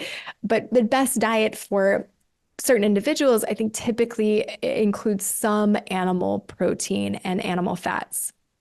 So just very quickly then, with the vegan diet, then do you not commonly find that patients have issues with oxalates and with lectins and with some of these plant defensive compounds? Has that not been a big issue? Yeah, no, actually, this came up yesterday is that someone on a more of a vegetarian-based keto diet, she was having basically nodules show up on her fingers. And when she cut back the almonds and the cashews and the chia seeds and the spinach, they started resolving, right? These very high oxalate rich foods. And so I think, again, variety is how we stay out of this. The consistent thing about ancestral diets was inconsistency. You didn't have spinach three meals a day, 7 days a week for months on end. You switch it up and make sure that you're not having too much of any one thing. I see the almonds, right? It's almond milk plus almond butter plus almond flour plus almonds as a snack. And all of a sudden you're getting really high in oxalates. So making sure that you have a ton of variety in your diet is one way to avoid that. But yeah, the oxalates can definitely be an issue. You have several activity categories in the book to support cognition, such as interaction with nature, connection, brain engagement, creativity, physical activity, fun and recreation, relaxation, meaning and purpose, and health promotion. You talk about creating a brain nourishing environment for cognitive health such that the environment is non-toxic, incorporates nature, natural lights, is quiet and soothing, comfortable, natural scents, few distractions, good air quality, and no clutter. How important is reducing unhealthy frequencies like EMFs and even using maybe tools for putting healthy frequencies into an environment? Some have suggested that one of the most common causes of insomnia, for example, is high EMFs in our sleep location. Wondering how much we need to think about EMF mitigation to optimize cognition. Yeah, I definitely think that this is part of the picture, right? And I see that the sicker people become the more sensitive they are. I think we're all sensitive to some degree, right? It's like noise pollution. And I think that also the issue with it is how much control do we have, right? Can you turn off the Wi-Fi at night? So that's something that, make sure your phone isn't in your bedroom, or at least have it on airplane mode if you use it as an alarm. There certainly are ways to go about this. Now, what I don't want to do is scare people into feeling like it's something they don't have control over, because you can't turn your neighbor's Wi-Fi off at night. And if your bedroom happens to be on the side of the house where their router is hooked up, you just might not have as much control. And I don't want people going into this like anxious loop about it, because I don't think it affects everyone equally, kind of like COVID, right? Like some people die and some people have no symptoms at all. EMF is sort of on that spectrum too. Some people are highly sensitive to it and other people are not overly affected. And so I don't want people kind of going down a rabbit hole although I think it would be healthier for everyone to have less of that exposure. It's just like the risk benefit analysis of being afraid of it, I think is sometimes challenging to square. You highlight the importance of mold and mycotoxins. You even share your own experience with recent water intrusions at Marama, with remediation or moving generally being important, kind of that first step of getting the patient away from the toxin. Do you then use binders? We talked a little about cholestyramine. And then how often do you find a need for antifungals for fungal colonization? Yeah. So again, Walter Crinian, what I want to do is get people out of the environment as quickly as possible. This can be challenging, especially with older folks, right? Who've, been in their homes for 50, 60 years. There probably has been water damage. They're maybe not aware of it. And we're starting to uncover it. It can feel really overwhelming for someone who has cognitive decline to think about remediation, to think about moving. Maybe they're comfortable in their house, or it's the most comfortable place for them. It's hard for them to, because of whatever constraints, to get out to a hotel, or they couldn't go camping maybe the way that somebody younger could. They might not also be on a fixed income, right? Not have the financial bandwidth to be undertaking these projects. So it can be very, very, very challenging. It can be very emotional. It's a big project that requires executive function. And so sometimes now there's adult children getting involved. So we want to do the best that we can, of course. I had a patient, one of my earliest patients, she came in with a MoCA score of 2, very advanced disease. And her husband were living in a moldy bedroom. And what they did was they just moved from the bedroom into the living room. So they moved a bed, I think they took they got a new bed or something, because we talked about how the mattress might have, it's very porous, so it might have the mold. And so they moved it to the living room, right, into a less moldy part of the house, and just sealed that off for a while. I've had other patients move from their bedroom into a guest room. So there's it's hard for it to be perfect. And I think it gets harder as we're more cognitively declined and as if we don't have the financial resources. But I love the IQ Air. The GC Multi by IQ Air is my favorite air filter. If that's an issue, and especially if you live near the freeway, or if you know that there's industrial pollutants outside and you can't open your doors and windows, increasing the quality of indoor air through air filters, I think is one of the ways to do it. They don't pay me, but I do see patients who have tried other air filters. The favorite ends up being the GC Multi by IQ Air. So that's a potential. I use I've had the privilege of learning from Neil Nathan for years. So I really follow what he suggests, which, limbic retraining plus binders, eliminate exposure, mast cell stabilizers if necessary, and then typically antifungals. And I'll use anything from the herbs to potentially the medications. I'm a huge fan of using antifungals intranasally. I sometimes will still use beg spray, but less frequently. I'm typically using biocidin, silver. We'll use stevia and xylitol together for the biofilm disruption and the stevia. Sometimes we'll do some of the EDTA sprays, but again, like I mentioned, I try to stay away from the even intranasal EDTA. It tends to be pretty caustic, not as much the bone effects, but I'll get nosebleeds. People will have more nosebleeds and have irritation. And so if I can use some of these other things, they're easy to come by, they're over the counter. And then I use the kimchi juice to reinoculate. I'm sure you've heard of that one, but I sprayed it once in a nasal spray bottle into my nose and it burned for 4 days afterwards. So I think I must have overdone it. Q-tip and the juice is how we do it. But I have patients who that's been really effective to help with nasal recolonization and preventing sinus infections going forward. So I do treat the sinuses, treat the gut, do antifungals, and use binders, and just try to get those mycotoxin levels down as close to zero as possible. Everything in the body requires energy. You suggest that those with more vitality often do better. So how can we support the mitochondria's ability to produce more ATP or energy? Or said differently, what can we do to increase our vitality? Have you seen things like methylene blue helpful in this arena? How important is a focus on mitochondrial function in support of cognitive health? Yeah, I'm a fan of methylene blue. I think it's less you said antimicrobial or as a mitochondrial reboot. I'm more of a fan of NAD because methylene blue, it just messes with my labs. It's like, and sometimes it's hard to get, but IV NAD is one of my favorites. We see that be a nice reboot. Red light therapy is another one that I'm a huge fan of. And then the Qualia line of products, Qualia Mind, Neurohacker Collective. I'm good friends with the guys who formulated those products. Again, they don't pay me, but they have created very sophisticated formulas. And Qualia Life is one of my favorites. That's a mitochondrial support formula. I also am a fan of K-Pax from Integrative Therapeutics or Mitocore from Orthomolecular. And so there's great mitochondrial support. And as a naturopath, I was always trained CoQ10 and ribose and Corvalin. There's basically a trifecta of things that you needed. And now I think that it's kind of grown in sophistication, that we can do more for the mitochondria, not just nutrients, but we can have more mitochondrial nutritional support, but also the red light therapy and the natural red light, being awake at sunrise and watching the sunset, that can help with our diurnal rhythms and the signaling with that. But I think that also helps with mitochondria. This is how we're designed. And then getting additional supplemental red light can be helpful with that as well. I think that the Hamblin mechanisms that are described in his research are pretty clear. I love that. Did 40 minutes of red light shortly before our conversation. So yay. Wondering if you've started doing some of the newer labs that Dr. Bredesen discusses, such as p-tau217, the neurofilament light, the glial fibrillary acidic protein, any of those that you're finding helpful yet clinically?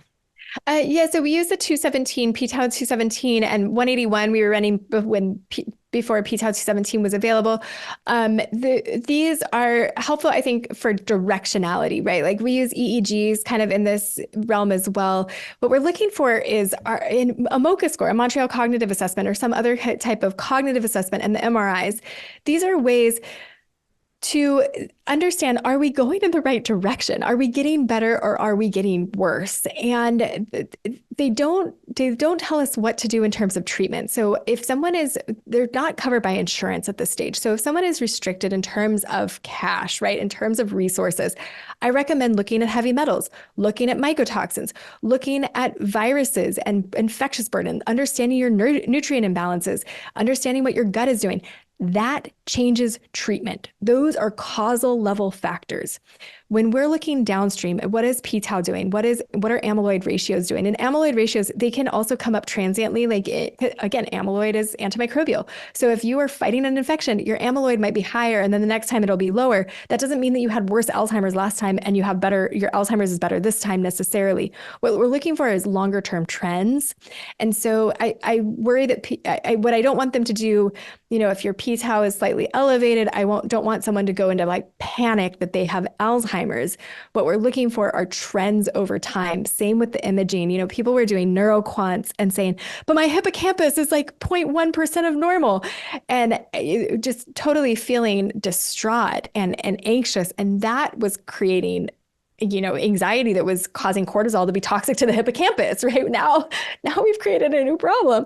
And so I urge caution around those. If you're going to look at them, make sure you're working with a provider who knows how to interpret them, and that we're using them really kind of more as research. What you're doing is you're contributing to the body of knowledge of the provider that you're working with, so that we all understand how to look at them over time, and make sure you have an extra $400 for that.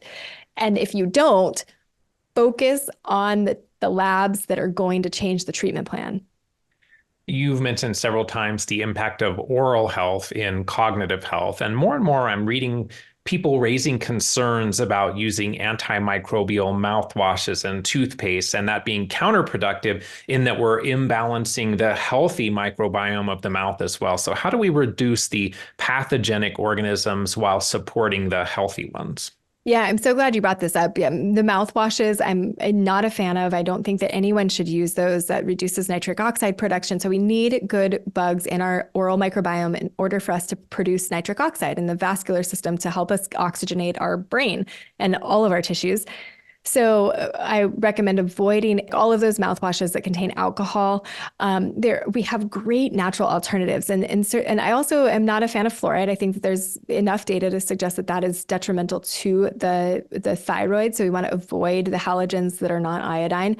And I'm not a fan of too much iodine all at once. I think that can also throw things off. You want to do small amounts of iodine over time. Make sure you have plenty of minerals. That will help with thyroid balance and thyroid health. And then if we're avoiding fluoride, I'm a huge fan of, is it Risewell, the mineral toothpaste, the hydroxyapatite? I think Boca is one brand, Risewell is another one. They have great flavors. They're not, they don't have fluoride, and they help with the remineralization of the teeth. So I think you can get good, healthy versions of these things. Xylitol, I'm not a fan of kind of gum generally, but you basically avoid the conventional gums and the conventional mouthwash and the conventional toothpaste. I think that that's important. It's best for our oral health and our whole body health, right? Health starts in the gut. The gut starts in the mouth. I have a biological dentist here in San Diego who I refer to, who I see personally. I think that working with a whole body or biological dentist is really important because our oral health can impact so much of our whole body health. I would not have believed it if you had told me this in training, Scott, but I have seen people get that root canal out and their Crohn's that they've had for a decade goes away overnight. I mean, I would not have believed it if you had told me this, but now that I've seen it, I've realized, and it's not right. Not everybody that has Crohn's has a root canal that when they get it extracted, it resolves their issue. I had a woman with an autoimmune glomerular nephritis who was, in line to get dialysis, who got another tooth infection resolved. And again, overnight, her GFR shot back up, her kidney function improved. She no longer needed to go on dialysis. And so I've watched this impact of latent infections and oral health impact significantly autoimmune diseases and other issues throughout the body that you would not have directly correlated if you weren't paying close attention. So I'm a huge proponent of oil pulling, water picking, of course, brushing and flossing, and using the healthier alternatives, the alternative products with that. So we talked a lot about lipids and their important place in supporting cognitive health. Wondering if you've incorporated plasmalogens in supporting cell membranes and brain health and what you've observed clinically. Yeah, I feel like Dan Goodenow has added a lot to the conversation around these fats and the plasmalogens, and there's of course the testing, the before and after testing that you can do. I think that they can. I've had patients say that there's an improvement. I think that they need to be part of, right. I haven't. Like Dr. Bredesen talks about a buckshot instead of right. Like we have to. There's not going to be a silver bullet. It's going to be about doing a lot of things, and plasmalogens can be very helpful as part of a whole body solution and a whole brain solution. In the book, you talk about future treatments such as red light, photobiomodulation, plasmapheresis, stem cells, peptides, exosomes, psychedelics, and many others. Wondered when we look at the peptides like cerebrolysin, C-Link, C-Max, dihexa, and possibly others, how are those changing the cognitive health landscape, and how significant are those in helping your patients, maybe even the immunomodulatory peptides for immune modulation and reducing inflammation like we talked about earlier? Yeah, I mean, peptides I start with are BPC 157 and TA1, and the BPC for the gut, TA1 for immune modulation. I've just seen incredible results with those over the years. The biggest issue, and then C-Link, C-Max, they're intranasal and they're a little bit easier to come by than some of the injectables. And what I typically see with C-Link and C-Max is people will get a little bit of a bump and then it kind of plateaus and you don't get as much benefit over time. Even if you continue using them, it's almost like you get that bump and then you've kind of gotten everything that you can out of them. That's at least been my clinical experience. Others might share something different. That is anecdotal just based on, the patients who have used it in my office. Now, that being said, I really am excited about peptides. They're just hard to get and they keep getting harder and harder to get. And so the practicalities as a clinician of connecting patients with the pharmacies that have them and then making sure that the pharmacies can ship them to California where I am, it just gets complicated. And so it's not the first thing that I choose. They also are costly. I haven't seen them be, I would love to have them be part of everyone's plan, but there are other things that I rely on because they're more consistently available, they're less expensive, and I have more confidence in them. So I don't recommend that patients start there. Now, if you have a great peptide source and you want to be using them, or intranasal makes a lot of sense because you can't swallow things, right? That's when when we're trying to think outside the box of like, okay, this person can't swallow 5 caps of qualiamide and a bunch of fish oils and vitamin D and zinc and the B complex and all of that. Then when I'm thinking outside of that box, if I have to choose other tools, okay, we can do intranasal because if they have a swallowing problem, we can let's do C-Link, let's do C-Max. Dihexa is an interesting one. They're studying this at University of Washington. They published and kind of looking at a drug option using dihexa, but it has significant side effects. So unlike a lot of the other peptides, dihexa can be delivered orally, whereas most of the others are either intranasal or injectables. Peptides like insulin being the OG peptide, I'm sure many of your listeners understand peptides and what peptides are, but they're signaling molecules. And if you consume them orally, you'll break them down into the amino acid components instead of getting the benefit of the peptide itself.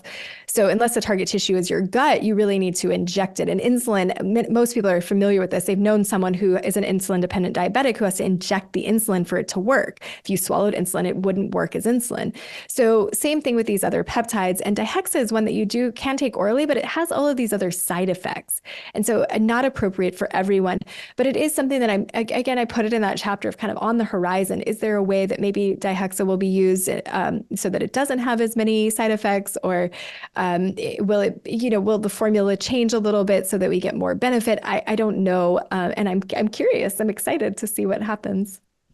And for people listening, please explore potential peptide sources with your doctor. There's a lot of websites and things popping up, and you just don't know where those things are coming from. And if you're injecting them into your body, let's make sure you're getting things that we know the quality of. Talk to us about Marama and what you learned from your residential program that you created. What's the success rate of Marama residents? Do some actually go back to independent living? And then what is Marama at home? Yeah, thanks.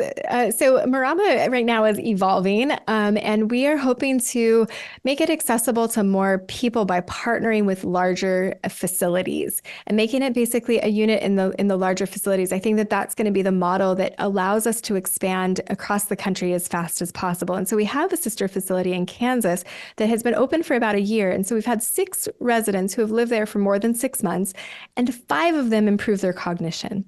There's one woman there, very interesting story. She came to Marama here in San Diego originally. She came with a MoCA of about 12 and she moved home with a MoCA near 20. So much improvement. She went back to her family and, we communicated, we need to maintain this at home. But she ended up mostly isolated. Her children travel frequently for work. She wasn't getting the same food. She wasn't getting the same social engagement. She wasn't getting the same physical engagement or cognitive engagement. And her MoCA dropped back to a 13.5. She moved into our Kansas facility and her MoCA is now back up at a 21. So it's like when she's doing it, it works. When she's not doing it, it doesn't. Her cognition slips back. So we see that this is certainly something where most of the time when someone moves in, they improve their cognition or they at the very least stabilize. Not all the time, right? If not, this is definitely not guaranteed, but our goal is for people to get better. What we saw in May, we had our first resident move home with a MoCA of 30, a perfect MoCA score. She moved in with a MoCA of 24. She had a moldy house and what she did was she moved into Marama for 6 months while her home was being remediated. And then she was able to move back into a clean home, a clean environment. And she came when her MoCA was a 24, so earlier on in the progression of the disease, but still measurable cognitive impairment. And then 6 months later was at 30. So that would be the goal, right? Is that people move in for 6 to 12 months, improve their cognitive function, and then return to independent living, go back, kind of coming full circle with our conversation. Like, why do I do this? It's because I believe that our seniors should be showing up at PTA meetings and showing up at neighborhood board meetings and having an impact on the solutions that we come up for society at large, but also especially in our communities where it really impacts the quality of day-to-day life for not only for them, but for future generations. We're rebranding to Reversing Alzheimer's at Home. So essentially, Marama at Home came out of doing the summits and these Reverse Alzheimer's summits. We wanted to have a course on the back end because people are like, all right, I got all of this information. I was drinking from the fire hose for 7 days. Now, how do I put it into action? And so it was a coaching program that we developed over 12 weeks. It was 11 modules. And that's become the book. So all of the learnings, taking over 200 people. I think when the book was fully edited, we had 200 people go through the program. Now we've had about 250 people go through this 12-week group coaching program. And the book basically took all of the learnings from Marama, from the clinical experience, and then also from these online group coaching programs. And all of that learning got into the book. And then now we use the book with the Marama at Home program or the Reversing Alzheimer's at Home videos. There's a bunch of resources. There's a workbook, and then the book itself basically guides you through how to incorporate these lifestyle changes at home over the course of 12 weeks. My last question is the same for every guest, and that is, what are some of the key things that you do on a daily basis to support your own health? Yeah, so every morning I wake up between 6 and 6:30 typically, although if I'm in ketosis at 5 and I've got like an hour and a half extra in my day. And I have matcha and I usually put some organic collagen powder in it. And the Keto Brains is my keto creamer of the month. So I'll put some sort of keto creamer in there with, I do a ceremonial organic matcha, Andrew Weil's product that I love. And I'm totally addicted to it. With a little bit of almond milk. So I have my tea, drink my tea. I try to get up before anybody else in the house. So I have my alone time. And then I meditate for 20 minutes. I go to Pilates a couple times a week and try to get out for walks or other aerobic exercise, a run, or I'll row if the weather isn't great. And so exercise and meditation, those are my medicine. And then plenty of sleep. I tend to go to sleep with my daughter between 8 and 8:30. Try to get up early in the morning. This has been such an amazing conversation. You were so generous with your time. You shared so many pearls. I know people are going to learn so much from this. I'm going to go back and re-listen to it again myself. Super excited with all the work you're doing. I've often wondered who are the people that are going to take the work of Dr. Dale Bredesen and Dr. Neil Nathan and really carry it forward and continue to evolve a lot of these important concepts. And it's really meaningful to see that you're doing that you're putting it together in a way that people can really benefit. In your book, Reversing Alzheimer's, the new toolkit to improve cognition and protect brain health. And I really just want to thank you for being here, but thank you even more just for the work that you're doing to help minimize the struggle, minimize the suffering of people that are dealing with cognitive health issues, and to make their brains a little brighter and a little more cognitively capable and bring some joy and happiness into their lives. So thank you so much, Dr. Sandison, for all that you do. Thank you. That's so kind. And also, I would be remiss if I didn't say thank you for the work that you're doing to help us get the word out. But also, I have heard over and over and over again throughout my career, people point to your podcast and what you've done and how much it's helped them because you take the time to take these deep dives. You were very well prepared for this conversation. You had phenomenal questions, and these conversations are so much more meaningful when they're not superficial, when we can really dive deep and get people the information and the whys and the practical stuff so that they can implement at home. And you do that, and you have helped many, many, many people. I have heard it myself from your fans and from the patients who, out of desperation, look for solutions because they're not finding it in their day-to-day clinical experience and in the conventional system. So thank you for spreading the word, for helping us, not just with this book, but generally to help to just reduce the suffering in the world from complex chronic illness. Thank you. That means so much. To learn more about today's guest, visit reversingalzheimersbook.com. That's reversingalzheimersbook.com. reversingalzheimersbook.com. Thanks so much for listening to today's episode. If you're enjoying the podcast, please leave a positive rating or review, as doing so will help the show reach a broader audience.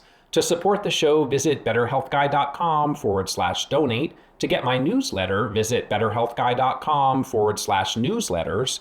To follow me on Facebook, Instagram, X, or TikTok, you can find me there as Better Health Guy.